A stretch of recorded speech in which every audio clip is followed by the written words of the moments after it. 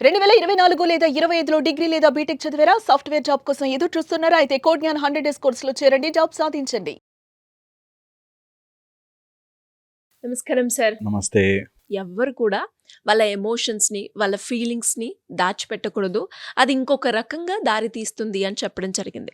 Especially husbands గురించి కూడా మనం మాట్లాడుకుంటే, వాళ్ళ యొక్క ఫీలింగ్స్ కనుక వాళ్ళు దాచిపెట్టుకుంటే, అది బాధ్యతనా? లేదంటే బలహీనతనా? హస్బెండ్స్ ఫీలింగ్స్ దాచిపెట్టుకుంటే, ఓ మై గాడ్! అది ఎంత డేంజరస్ తెలుసా? నేను చాలా మందిని చూశాను. ఇంకా మా ఆవిడ వినదండి.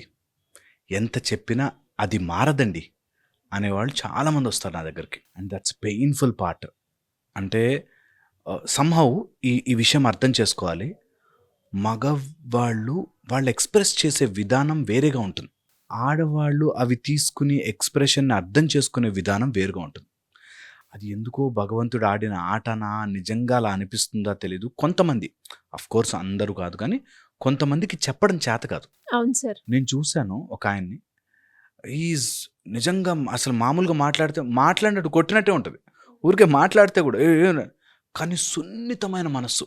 చాలా మంచివాడు. ఒక మామూలుగా ఎవరైనా వింటుంటే మాత్రం అసలది వినడానికి ఉండదు. అట్లాంటి వ్యక్తి ఈ వైఫ్ అండ్ హస్బెండ్ గొడవల్లో పడి చిన్న చిన్న విషయాలకి నాకు నచ్చదని, లేకపోతే పక్కన కూర్చొని చేయి పట్టుకోండి నేను పట్టుకోనని, ఈ టైప్‌లో సింపుల్ విషయాల వల్ల అసలు వాళ్ళది ఎంత రిలేషన్‌షిప్ పుండులాగా మారిపోతుంది. ఎప్పుడైతే హస్బెండ్ తనకు వచ్చిన ఫీలింగ్‌ని భార్యతో షేర్ చేసుకోలేని క్లోజ్ డోర్ అయిపోతుందో, నిజంగా అది నరకం లాగా అనుభవిస్తారు.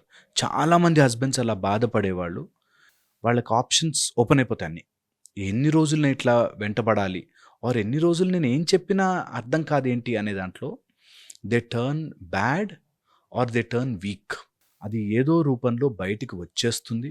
ఏదో రూపంలో తప్పుదారి పట్టే ఛాన్సెస్ ఎక్కువైపోతాయి. అందుకని ఎప్పుడైనా సరే ఇది అందరు మేము అందుకే ఇప్పుడు ఈ రోజుల్లో మేము బాగా ఎంకరేజ్ చేస్తుందంటే, మ్యారేజ్‌కి ముందే కౌన్సిలింగ్ తీసుకోండిరా బాబు. తర్వాత మీరు మ్యారేజ్ అయిపోయాక, పిల్లలు కనేసాక బాధపడే కంటే, ముందే సింపుల్ విషయాలు ఏదైనా ఇలాంటి ఇష్యూ వచ్చినప్పుడు, చెప్పుకోలేను అనే ఇష్యూ వచ్చినప్పుడు ఎవరు ఫస్ట్ చెప్తారు? ఎలా చెప్తారు? ఎలాంటి ప్లేస్‌లో చెప్తారు? ఇలాంటివి నిజంగా తెలియాలి. చాలా మందికి ఇది అర్థం కాదు తెలుసా? ఒక హస్బెండ్‌కి ఒక ఫీలింగ్ వచ్చిందంటే గట్టిగా అరిచి చెప్పేస్తాడు. "నువ్వు అర్థం చేసుకోవా? నేను చెప్తున్నా కదా!" అని ఫైట్‌లోకి వెళ్ళిపోతారు. అది బాధే. ఒకసారి ఆ మోడ్‌లోకి వచ్చేసరికి నేనెందుకు వినాలి? నేనేం తక్కువనా? నేనేం తక్కువ సంపాదిస్తున్నానా? అనే దాంట్లోకి వెళ్తారు. సో, ఎప్పుడు ఫైట్‌కి దారి తీసే మార్గాన్ని ఎంచుకోకూడదు. ఎందుకంటే అది ఫ్యామిలీ కాబట్టి. ఇప్పుడు రోడ్డు మీద ఎవరో వెహికల్ దగ్గర గొడవ పడ్డారు అంటే ఓకే. ఫైట్ చేసినా ఒక అర్థం ఉంది. నీ ఇంటి లోపల నీ భార్యతోనో, నీ భర్తతోనో ఫైట్ మోడ్‌లోకి వెళ్ళకూడదు. ఇది చాలా పవిత్రంగా అర్థం చేసుకోవాల్సిన విషయం ఏంటంటే, నీ బాడీలో హాఫ్ ఒకసారి మ్యారేజ్ అయిపోతే 25, 30 సంవత్సరాలకు పెళ్ళైతే నెక్స్ట్ 70 ఏళ్ళు దే ఆర్ విత్ యూ.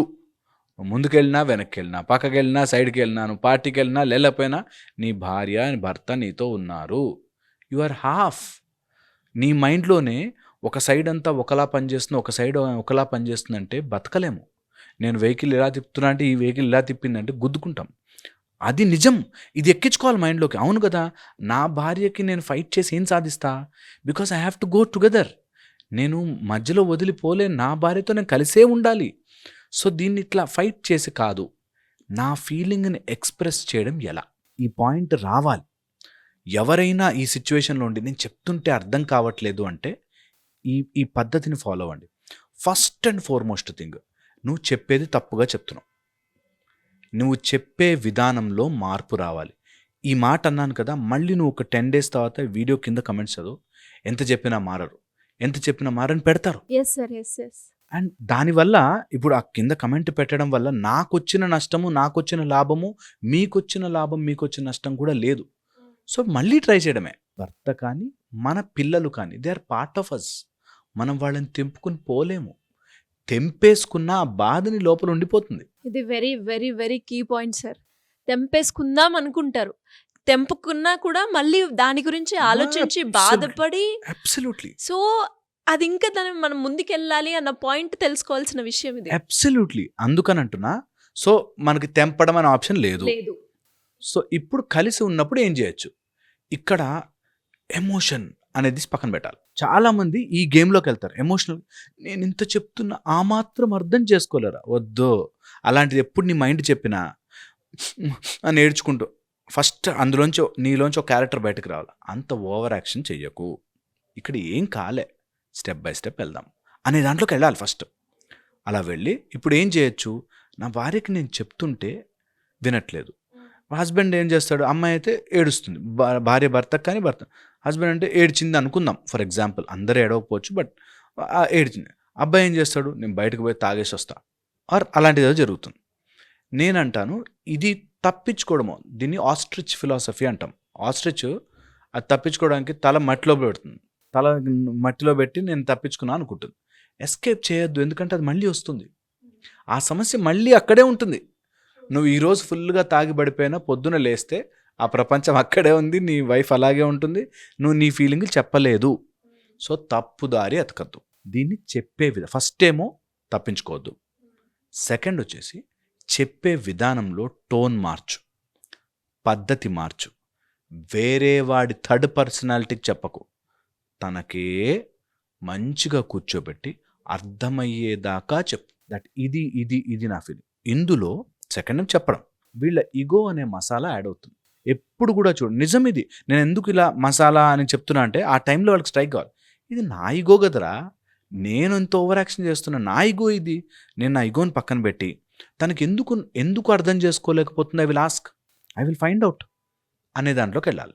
ఎందుకు అర్థం చేసుకోలేకపోతున్నావు? ఇప్పుడు ఒక హస్బెండ్ సమ్ లాంగ్ బ్యాక్, ఒక 4-5 years బ్యాక్ ఆమె ప్రెగ్నెంట్గా ఉన్నప్పుడు వెరీ రాంగ్గా బిహేవ్ చేశాడు.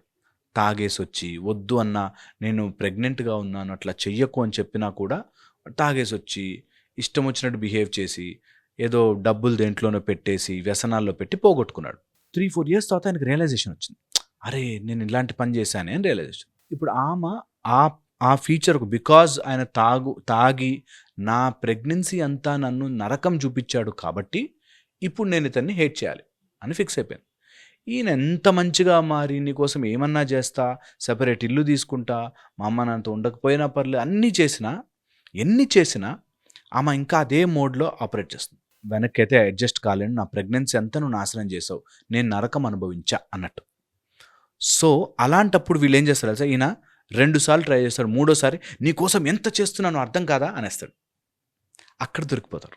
సో ఇంకా అక్కడికి కూడా నువ్వు నేను చేస్తున్నాను గుర్తించుతావని చేస్తున్నాను, నువ్వు గుర్తించేశాక అయిపోయింది నీ పని అన్నట్టుగా తయారవుతారు. అలా ఈగో ఆపరేట్ చేస్తుంటుంది. మధ్య మధ్యలో బుస్సుమని ఈగో లేస్తుంది. లేచి నేను ఎంత చేస్తున్నా అర్థం చేసుకోదు, అంత బాధ పెట్టావు నువ్వు, అర్థం చేసుకోదు, నువ్వు బూతులు తిట్టేసావు, నిన్న నైట్ బూతులు మాట్లాడేసావు, నీ భార్యతో నీ అనుకుంటున్న నిన్ను సగంగా కోస్తే వచ్చే భార్యతో నువ్వు బూతులు మాట్లాడేసావు, కొట్టేసావు, తిట్టేసావు, వాళ్ళ అమ్మా నాన్న చెడ్డ అని చెప్పేసావు. అందుకని మారడానికి టైం పడుతుంది. సో టైం పడుతుంది కాబట్టి గివ్ టైం. ఇది when divorce is no option, when you love your wife కానీ ఎప్పుడో జరిగిపోయిన తప్పు అట్లా ఉంటే, చెప్పలేని విషయాలు ఏదైనా ఉంటే అది. అండ్ ఇవి జరుగుతున్నంతసేపు ద మోస్ట్ ఇంపార్టెంట్ ఆస్పెక్ట్ ఇందులో వస్తుంది. అమ్మాయి ఏదైతే భర్త ఉన్నాడో అమ్మాయికి దగ్గరగా ఏదైనా వచ్చి విషయం చెప్తున్నప్పుడు ఇద్దరి రెస్పాన్సిబిలిటీ దట్ వినాలి. ఇద్దరు రెస్పాన్సిబిలిటీ. ఎవరన్నా లేడీ ఉంటే ఓకే ఎందుకు చెప్తున్నాడు ఈయన అని వినాలి. వీటిల్లోనే కొన్ని బ్లాక్స్ ఉంటాయి. అందులో ఫస్ట్ ఫైనాన్షియల్ బ్లాక్. డబ్బు విషయంలో చిల్లరగా ఉండే మొగుడిని ఏ భార్య ఒప్పుకోదు. ఓకే, చెడు వ్యసనాలు, చెడు అలవాట్లున్న భర్తని ఏ భార్య ఒప్పుకోదు. నస పెడుతున్న అంటే ఊరికే ప్రతిదానికి కరెక్షన్లు చేస్తున్న భర్తని ఏ భార్య ఒప్పుకోదు. ప్రతిదానికి కరెక్ట్ చేస్తారు కొంతమంది హస్బెండ్స్. ఐ హెవ్ సీన్ ప్రతిదాన్ని కరెక్ట్ చేస్తారు. నువ్వు ఇలా కాదు అలా చెయ్యి, ఆ వంట అలా కాదు ఇలా చెయ్యి, మా ఊళ్ళో మా పద్ధతిలో ఇలా చేసేవారు, మా అమ్మ ఇలా చేసేది, ప్రతి దాన్ని కరెక్ట్ చేస్తారు తెలుసా. అలాంటి ఎవరైతే ప్రతి నిమిషం కరెక్ట్ చేస్తుంటారో బతకలేం. సో ఇవి నా లోపల ఉన్నాయని చూసుకుంటే ఆ హస్బెండ్ చెప్పగలుగుతాడు.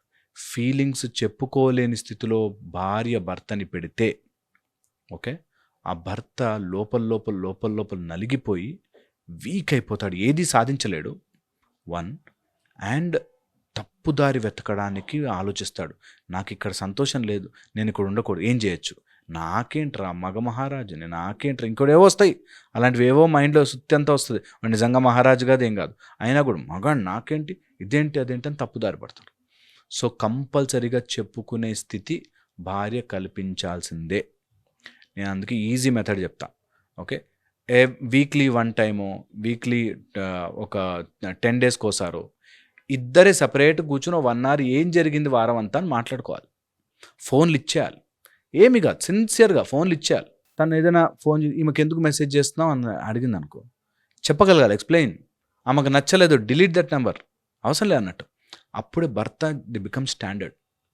ఓకే, నా భర్త నేను అడిగించేస్తాడు. ఆమె అంటే నాకు చిన్నప్పటి నుంచి ఫ్రెండ్, నా భార్యకు నచ్చకపోతే నాకు నచ్చలే, తీసేయి. అది ఎప్పుడు హెల్ప్ చేస్తుంది, ఎప్పుడు. అప్పుడు నువ్వు ఏం చెప్పినా నీ భార్య వింటుంది. నువ్వు నీ ఫోన్ ఇవ్వవు, నీ ఆస్తి విలువలు చెప్పవు, నీ ఎక్కడికి వెళ్తున్నావో చెప్పవు, బిజీ ఉన్న ఏంటి అని పెట్టేస్తుంటావు. నీ మాట ఎందుకు వింటుంది నీ భార్య? ఇది చాలా కాంప్లికేటెడ్. ఒక్కొక్క విషయం చాలా చెప్పాలి. అండ్ ఒప్పుకోరు. నేను చెప్తున్నా, చాలామంది ఈ విషయం నేను చెప్పింది అంతా మంచే, నేనేం చెడు చెప్పలే, అయినా కూడా ఒప్పుకో. నీకేం తెలుసురా, నువ్వేం తెలుసురా? అరే చేసి చూడండి బాస్ ఒక్కసారి.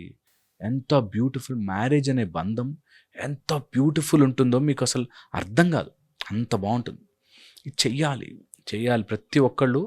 They should enjoy that marriage అనే లవ్లీ రిలేషన్షిప్. హోప్ఫుల్లీ అది అర్థం కావాలి. మనం చెప్పే ఉద్దేశం మంచి ఉద్దేశంతోనే చెప్పా కాబట్టి హోప్ఫుల్లీ అర్థం చేసుకుంటారు. ఖచ్చితంగా sir. And wife and husband రిలేషన్షిప్లో మీరు అన్నట్టుగానే అంటే చాలామంది ఇష్యూస్ చిన్న చిన్న వాటికే జరుగుతూ ఉన్నాయి, డివోర్స్ వరకు వెళ్ళిపోవడం మనం చూస్తూ ఉన్నాం.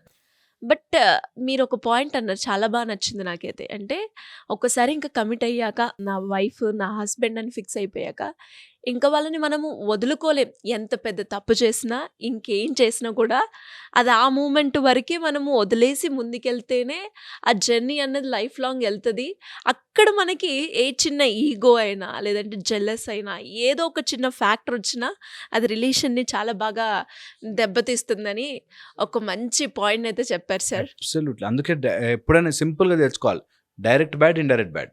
ఊరికే తాగేసి వచ్చి కొడుతున్నాడు, డబ్బులు దోచుకెళ్ళిపోతున్నాడు, అట్లా ఉంటే డైరెక్ట్ బ్యాడ్. ఇండైరెక్ట్ బ్యాడ్, ఆయన అట్లా అన్నాడు, ఇట్లా ఉంది, ఆయన ఫోన్లో ఎప్పుడు అదేదో చూసా. ఇండైరెక్ట్ బ్యాడ్కి ఎక్కువ సీన్ ఇవ్వద్దు. నిజంగా తాగేసి వచ్చి రోజు కొడుతున్నాడు, that's a different story. Narcissistic ఉన్నాడు, దట్స్ ఎ డిఫరెంట్ స్టోరీ. అలా కాకుండా చిన్న చిన్న విషయాలకి ఆయనండి ఎక్కువసేపు పడుకుంటాడండి గొడవ, అవసరంలే. కొన్ని చిన్న చిన్న ఇండైరెక్ట్ బ్యాడ్స్ అవి ఇంకా they should slowly avoid it. Indirect bad ఏముందిలే, మా ఆయన ఎంజాయ్ చేస్తాడు, నేను ఉన్నాగా అన్నట్టు ఉండాలి. Great point sir. ఒక రిలేషన్షిప్ని ముందుకు నడిపించాలి అంటే ఈ పాయింట్ తెలుసుకోవడం అనేది చాలా చాలా important. Great sir, great knowledge. Thank you so much. Suman టీవీలో మీ పర్సనల్ అండ్ బిజినెస్ ప్రమోషన్స్ కోసం కింది నెంబర్కి కాంటాక్ట్ చేయండి.